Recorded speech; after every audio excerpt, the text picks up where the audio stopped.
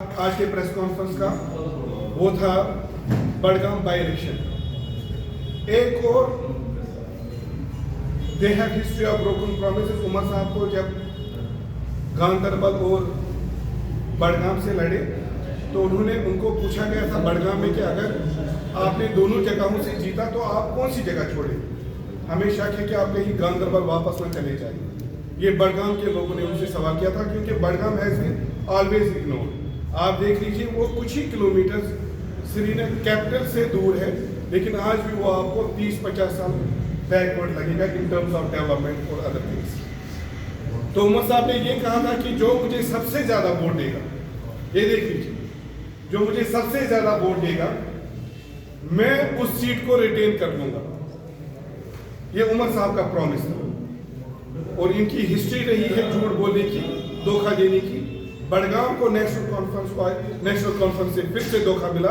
उमर साहब को सबसे ज्यादा वोट बड़गाम से मिले और बड़गाम को इन्होंने आज धोखा दिया। अब बड़गाम के लोगों पर सवाल है, मुझे पूरी उम्मीद है, जो हमने देखा भी कई हफ्तों से हम बड़गाम की कॉन्स्टिट्यूंसी के हर गांव में, हर पंचायत में जा रहे, जो हमने देखा है उसमें एक क्लियर कट है कि वो इस बार नेशनल कॉन्फ्रेंस पर भरोसा नहीं करेंगे और करना भी नहीं चाहिए। लिहाजा हमने वहां से एक प्रोमिनेंट जो सोशल एक्टिविस्ट है, उनके फादर ने भी काफी काम किया है टफ टाइम्स में, जब यहाँ पर टर्माइल था, वायलेंस थी, तब भी उन्होंने काम किया था। लोगों के सरफराज खान, उनके बेटे नज़ीर अहमद खान साहब को हम आज अपना नॉमिनेट करते हैं अवामी इत्तेहाद पार्टी की तरफ से हल्के इंतखाब बड़गाम के लिए। वो डीडीसी चेयरमैन भी रहे हैं बड़गाम से। आपको पता होगा कि किस तरह जो ही ये सरकार बनी, उन्होंने एनसी और बीजेपी ने मिलकर नज़ीर खान साहब को चेयरमैनशिप से हटाया।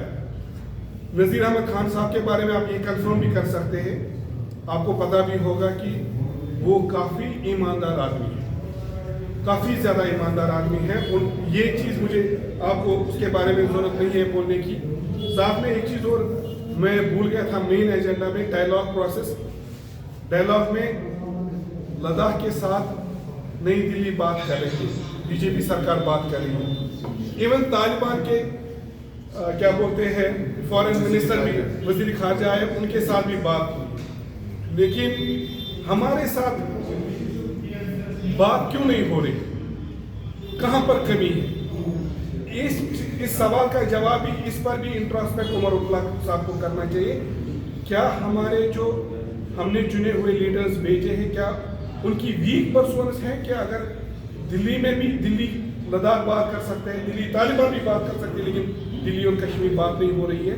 उमर साहब को इस बारे में इंट्रोस्पेक्ट करना चाहिए। मुझे जिम्नी याद आया, क्योंकि आज मैं सुबह देख रहा था फॉरेन मिनिस्टर साहब को जो तालिबान के हैं, वो विजिट पर आए।